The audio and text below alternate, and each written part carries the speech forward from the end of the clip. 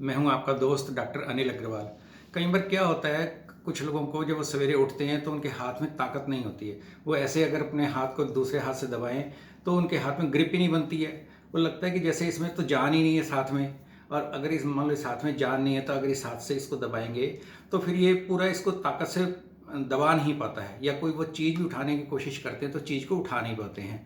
और ग्रिप जो है उसकी पूरी बंद नहीं पाती है। तो ये क्या कारण इसके हो सकते हैं, आज हम इसके ऊपर ही बात करते हैं। जिस तरह मेरे एक दोस्त हैं, उनका ये हाथ में ग्रिप नहीं बन पाती थी और वो जब भी कोई चीज़ को उठाने की कोशिश करते थे वो उठ नहीं पाती थी। तो इसके कारण क्या हैं, कैसे ये इसको ठीक करें, तो वो बड़ा परेशान रहता था। लेकिन खैर मैंने उसको एक दवा दी और फिर उसके बाद मैंने ठीक कर दिया, क्योंकि मैंने उसके पहले पूरी कंडीशन को समझा और फिर उसके हिसाब से मैंने उसको दवाई दी, तो 2-3 महीने में वो बिल्कुल ठीक हो गया। तो मैं आज बताता हूँ इसके क्या क्या कारण हो सकते हैं, पॉसिबल कारण। तो इसके अंदर क्या होता है कि मान लीजिए ये जो हमारी उंगलियों के जोड़ हैं ये स्टिफ हैं, तो अगर ये स्टिफ होंगे तो फिर जब इससे हम कोई चीज़ पकड़ेंगे तो उतनी ताकत से नहीं पकड़ पाएंगे सुबह, क्योंकि सुबह के टाइम पे स्टिफनेस बहुत ज़्यादा होती है।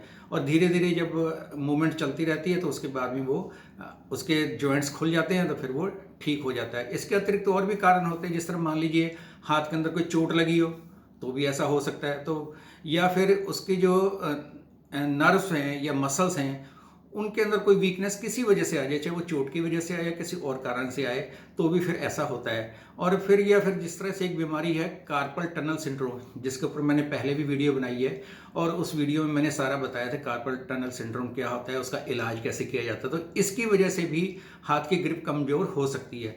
या मान लीजिए रात को सोते हुए ऐसा होता है कि वो इस हाथ को नीचे दबा के सो गया, पूरे शरीर का भार इसके ऊपर था, तो उससे फिर क्या होती है कि इस हाथ की नर्व्स जो होंगी वो प्रेस हो जाएंगी। प्रेस होने से उनके अंदर उतनी सेंसेशन नहीं रहती है जितनी वो होनी चाहिए। तो फिर वो जब उसका वो सो के उठता है तो उसको लगता है कि मेरे हाथ में बड़ी वीकनेस है। और ये होता है उसके सोने की पोजीशन की वजह से, क्योंकि वो हर रोज ही इसी तरह सो रहा था, तो उसको लगता है कि ये तो मेरे को शायद कोई बीमारी हो गई है। लेकिन अगर उसको वो अपना पोस्चर ठीक कर लेगा तो ये उसकी प्रॉब्लम भी ठीक हो जाएगी। एक और कारण होता है जो पता ही होता था, इसलिए उसके बारे में लोग पूछते नहीं है, उससे फिर उसी बीमारी के बारे में पूछते हैं कि इसको कैसे ठीक किया जाए, ना कि हाथ की ग्रिप को कैसे ठीक किया जाए। वो होती है पैरालिसिस। मान लीजिए किसी को एक साइड का पैरालिसिस ही हो गया है तो उसके अंदर उसके हाथ की ग्रिप भी कम होगी, पैर की ग्रिप भी कम हो सकती है।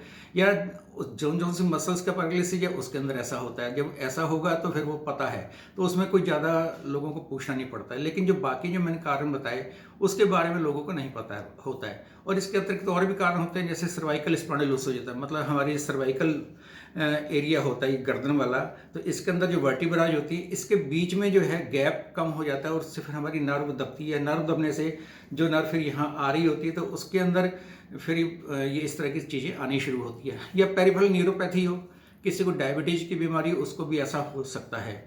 और एक और जो बहुत कारण है इसका इस तरह का होने का, और जो आजकल लोग उसको फैशन में इस्तेमाल करते हैं, ड्रिंक करने को, ड्रिंक मतलब दारू पीने को करते हैं, अल्कोहल का सेवन ज़्यादा करते हैं। तो अल्कोहल का सेवन भी ज़्यादा करने से हमारी नसें जो हैं, नर्व्स वो कमज़ोर हो जाती हैं। जब नसें कमज़ोर होंगी, नर्व हमारी कमज़ोर होंगी, तो जैसे मैंने पहले बताया कि फिर इस तरह की प्रॉब्लम आनी शुरू हो जाती हैं। तो उसके हाथ की ग्रिप कम होनी शुरू होगी, तो उसको फिर पता लगेगा कि शायद ये अल्कोहल की वजह से है। तो अगर वो अपने इन कारणों को हटाएगा तो वो ठीक हो जाएगा।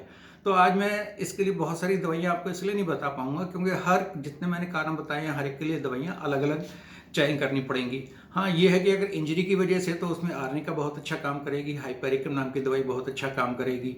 और अगर अल्कोहल अब्यूज की वजह से है तो उसको अल्कोहल ही छोड़नी पड़ेगी, और कोई कारण नहीं है। और डायबिटीज की वजह से है तो डायबिटीज को कंट्रोल करना पड़ेगा, फिर उसके बाद में उसे ठीक होगा। हाँ, जिस तरह मैंने बताया जॉइंट की स्टिफनेस है उसकी वजह से ऐसा कुछ है, तो उसमें फिर एक होम्योपैथी की बहुत ही अच्छी दवाई है जिसके प्रयोग से हम उसे ठीक कर सकते हैं, वो है रस्टॉक्स।